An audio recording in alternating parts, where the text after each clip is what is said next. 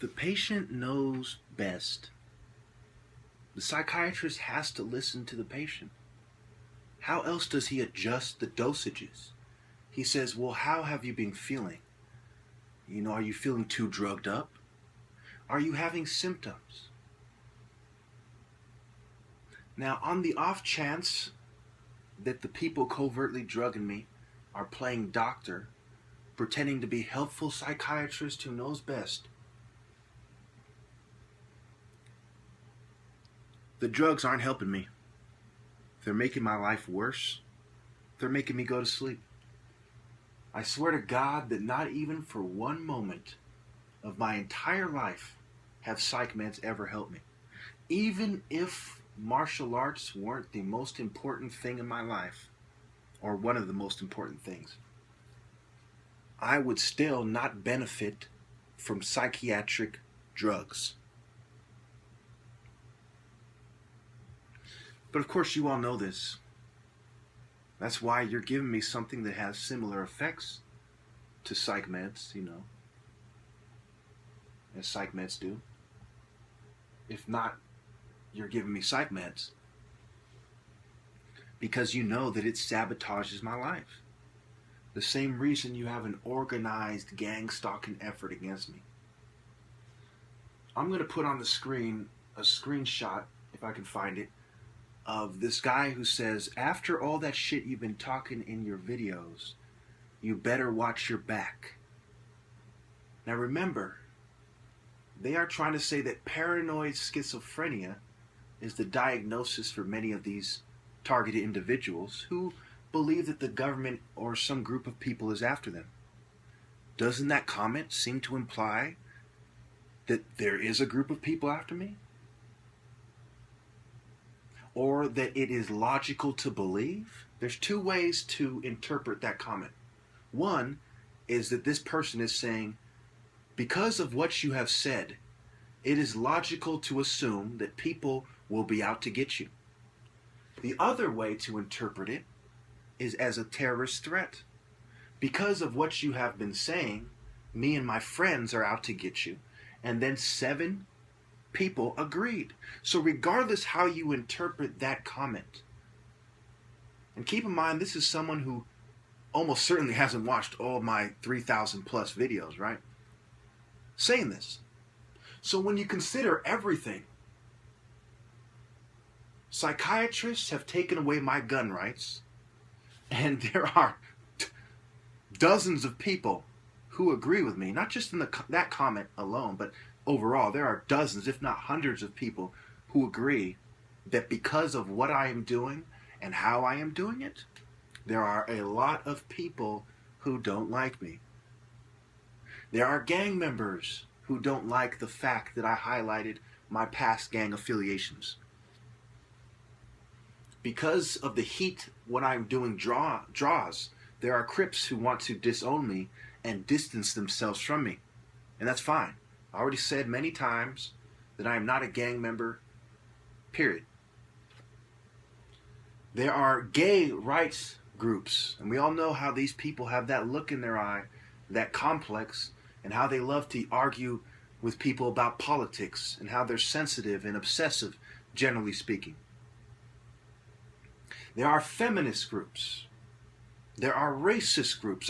There are law enforcement groups, the California Peace Officers Association, who actually called me on my phone. I never gave these people my phone number. Someone in some local police department alerted them to my videos, and they took it upon themselves to call, or they contacted the local police and figured out who I am. Either way. Or they used some kind of FBI database or police database. Bottom line is they went out of their way to figure out who I am. And they called me on my house line. This was back in 2012 or 2013, something like that. There's a laundry list of people. So I think it is logical to automatically rule out paranoia. Okay? To say that I'm paranoid is like saying somebody at war is paranoid that the enemy will shoot him. And even though everyone on the battlefield agrees that he has a good reason to be alarmed or concerned about it. Magically, he's paranoid. And with the 10 witnesses I now have, no, it's actually 11. Because I have 2 people on record witnessing them slowing down my videos, and they agree that this is not an accidental. They also watch YouTube videos a lot, and they don't see it in anyone else's videos. Okay, so that's 2 more. So now I have 11 witnesses to the psyop against me, and that's just the people who have went on record. So there goes the schizophrenia diagnosis. I also have my mom, who's a doctor, on record saying that I do not have schizophrenia. She's a general surgeon.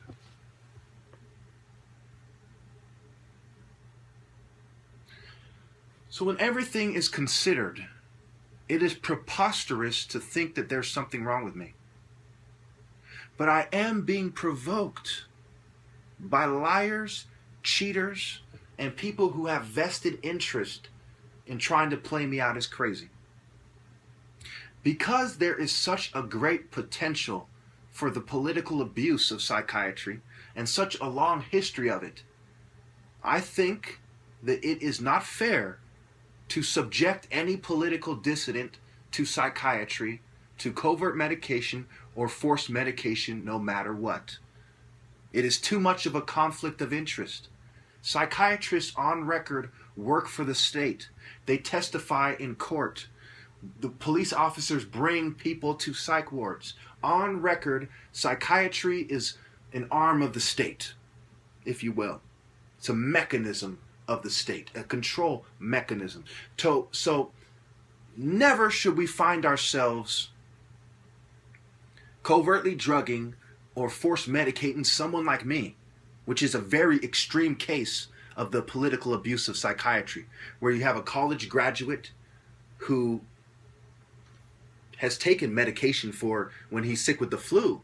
I've taken antibiotics when I've had, flu symptoms and strep throat or whatever you take them for. I've taken, cough syrup and stuff. I've taken vitamin pills. I take pills when they help me out. When I see the results, I say, you know what? These pills are making me feel better, helping me function. I have a long history of taking the pills that help me function, and a long history of protesting the pills that don't work when greedy doctors and all the political groups they are affiliated with, mind you, are trying to force them down my throat. So when you consider my argument, not even in its entirety, the careful observer quickly comes to the conclusion that it is absurd to drug me. Absolutely ridiculous. I mean, it is so bad that when I was on psych meds in college, I received the lowest grades I ever received in those classes. When I was off psych meds, I received A's in those classes. I mean, there is so much proof. I have 3,000 plus videos of my behavior. You can see me looking like a drugged up idiot on psych meds. Matter of fact, I've just decided that I'm going to make the picture of this video me in the psych ward. It's not a very, in outpatient at La Selva. Not a very flattering picture. I've brought this up before. Psychiatrists have been drugging me for, July, at that point, about 2 months. Okay, a little bit less than 2 months. They say it takes a few weeks to stabilize someone on medication. That's why they discharge people from the psych ward, typically after 2 weeks. Okay, it was almost 2 months, almost 4 times the amount of time, right? They had me on a horse dose, as they say. And you can tell that I'm looking sick and I'm laying down pale and just not taking care of myself. My face is shaped differently because I had put on about 40 pounds. I went from being about 187 to being about 227 in a matter of less than 2 months. Completely unhealthy weight gain. I mean, when you consider everything,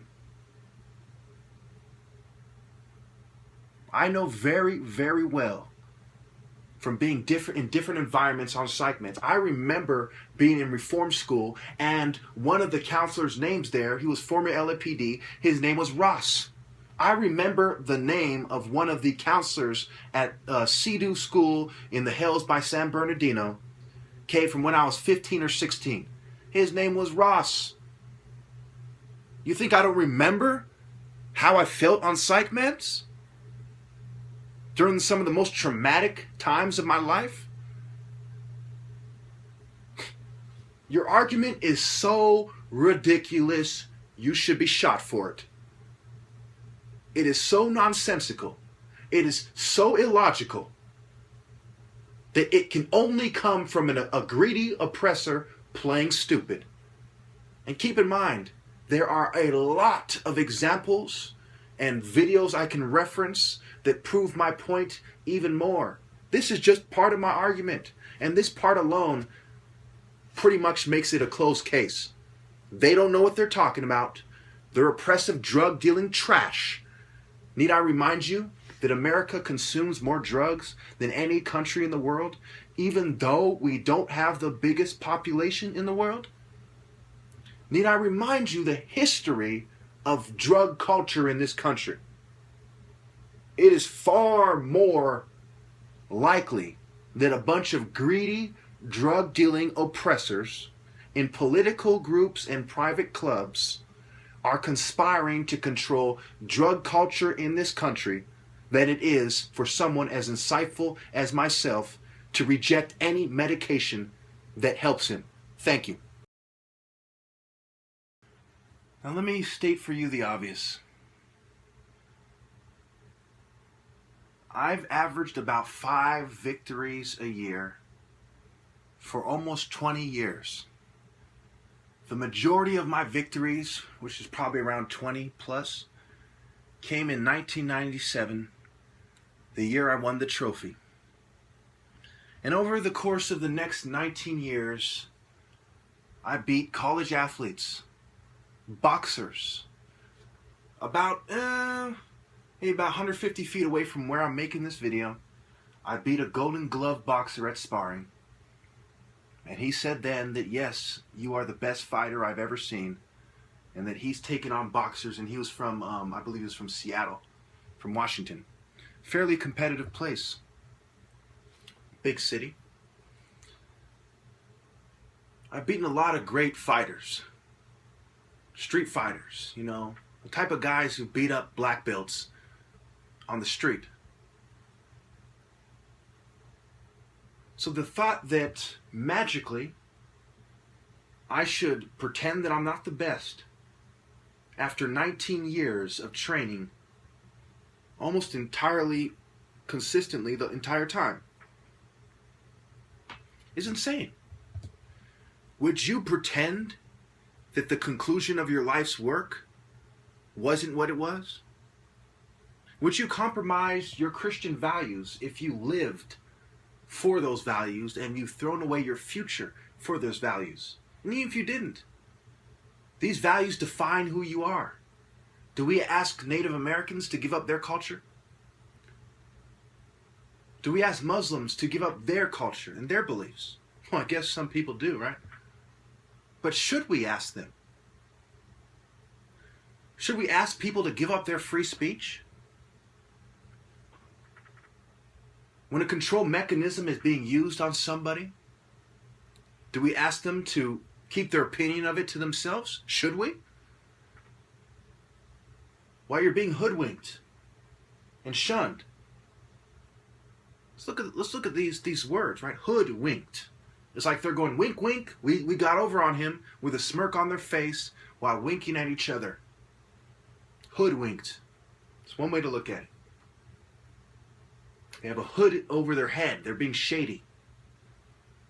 Hoodwinked. 100 million preventable deaths, and your code of honor requires that you rise to the occasion and do what you can to help these people. Should you expect someone like that to take down their videos? I mean, don't you see how ridiculous what they expect of me is? I've already proven in the first clip how ridiculous it is to force medicate, covert medicate, or to try to convince or coerce someone like me into taking drugs they don't need, that they've proven definitively that they don't need. That the people who know them best have said, you don't need these drugs. You're one of the most normal people I know. People who live in apartment complexes. One of them lives in the most populated apartment complex in San Jose. It's like the 11th biggest city in the country or something like that. Don't you see how ridiculous that is? What they are expecting of me is immoral, it is wrong, and it's really stupid. How many of you would want to give up your greatest achievement and pretend it means nothing at all? How many of you would want to give up a cause you've been fighting for over 20 years for? What would it take for someone who is as convicted as Jesus to give up his cause? There's nothing they can do. Not only is there nothing they can do, they shouldn't be trying to do it in the first place. It was a bad idea. They need to admit where they went wrong, and they need to compensate me for everything they've done. Financial loss, sabotaging my career, sabotaging my love life. You know, this is probably about $1 million worth of damage. Now keep in mind, I don't expect them to pay me a red penny. But if they were to do the right thing, we're looking at about $1 million, because there is the shunning in life. They made it so I know that if I tried to get a job, that I wouldn't be able to get it. They've made it so that I know that even if I did, they would harass me at work and get me fired. And covert drugging would affect my performance, which would get me fired. They've caused me physical and psychological damage. Emotional damage. They've sabotaged my love life during the best years of my life. This has been going on since at least 2012. We're going on 5 years now, because it was the beginning of 2012. We're going on 5 years. You know, we're about to hit 5 years in you know what 4 months, something, or 5 months or something like that. Okay, so it's about 4.5 years.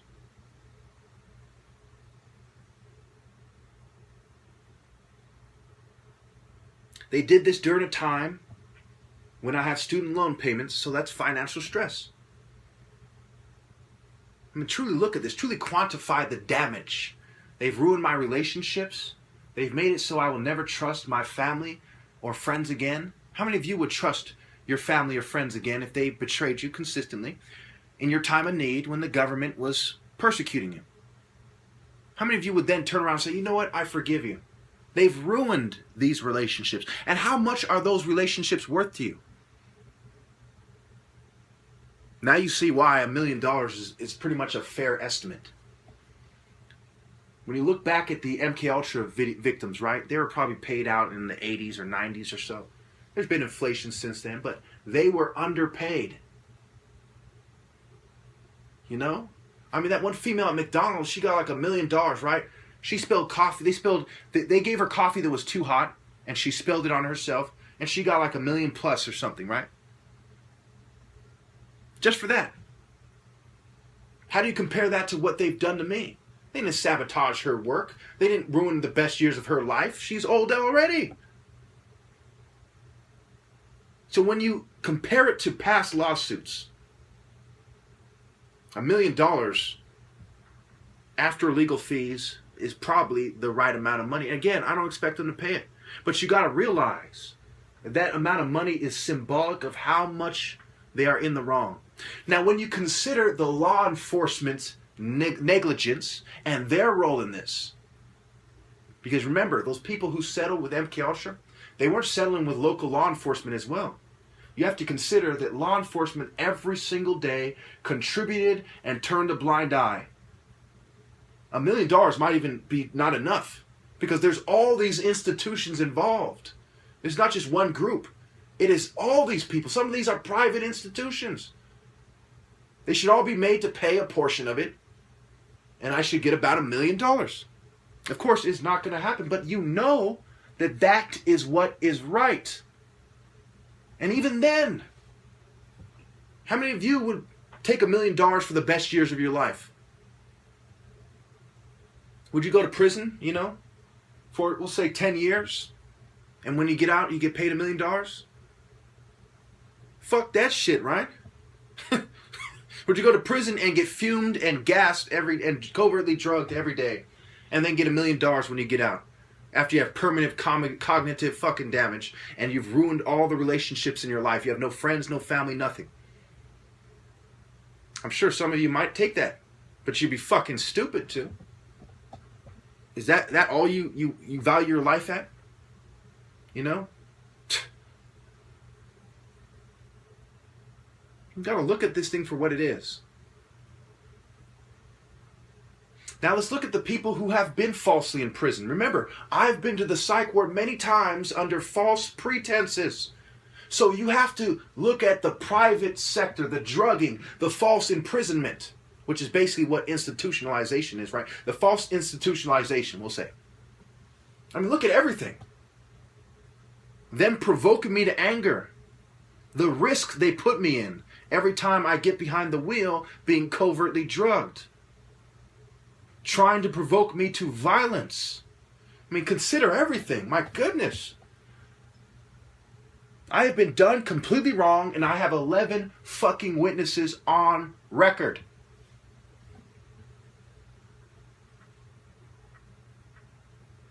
I'll tell you this. If psychiatry as a pseudoscience, as a science, quote unquote, was dismantled, I would be glad to not be paid anything. I would be happy with psychiatry being dissolved.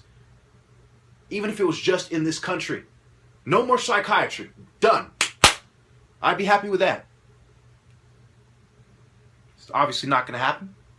Because this country is not fair. There is no justice.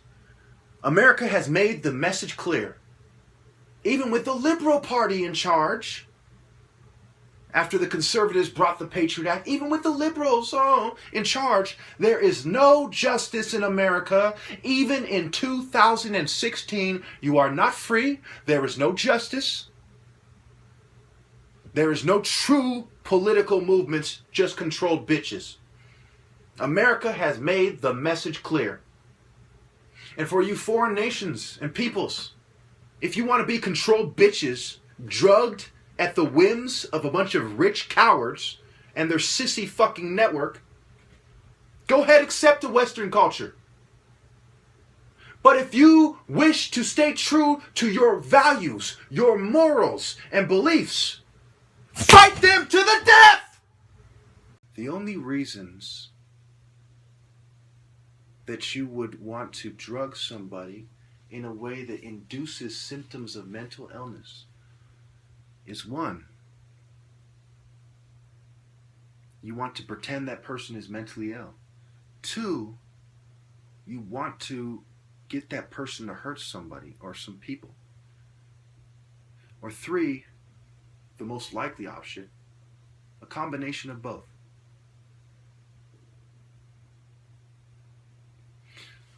So let's look at this, shall we? There have been experiments which I have proven definitively do not apply to my situation, where somebody believes that the substance they are taking in the vaporizer has marijuana in it.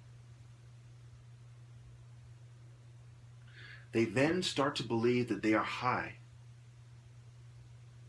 Now, I've shown you time and time again that that's not the case. I did an experiment with a placebo.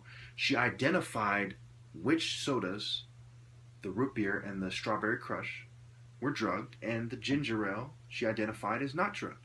So therefore, I ruled out the placebo effect. That by itself proves that that's not what's going on. Also, whenever I consume things, I'm multitasking. I'm not sitting there like, oh, I think it's drugged. I'm not thinking about that at all. I'm on Facebook commenting while watching a video, or I'm researching, or I'm driving while on Facebook. Okay? I'm multitasking. I'm not thinking about, oh, I'm high and I'm trying to, enjoy my high, or I'm mad about it. I'm not, it hits me, then I get mad. I'm like, damn it, it was drugged again. I was hoping that some of these restaurants I go to might not have drugged me this time, because there have been times where I go to the store and I buy things that aren't drugged. And there's times when they are. Usually when I go there, they are stocking, and I don't feel like inconveniencing myself and going somewhere else, because I don't like being around people, and they know this. Because I'm tall and black, either in Morgan Hill, where less than 1% of people are black, or in San Jose, where only 1 in 100 people are black. And to go to a place where there's more black people is a very great inconvenience. So it is more practical for me to roll the dice and try to outsmart them by going to the store at a different time and going to different stores. Now that we've ruled that out the way,